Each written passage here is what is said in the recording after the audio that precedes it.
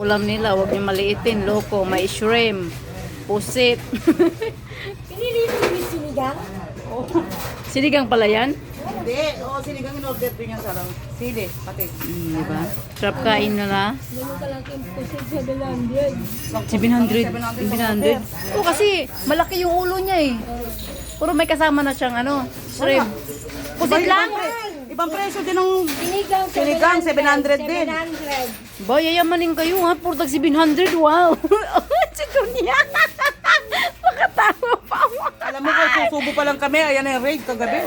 Tignan mo guys, ang ulam nila di ba? Yayamanin. Tag 700 bawat isa niyan, loko.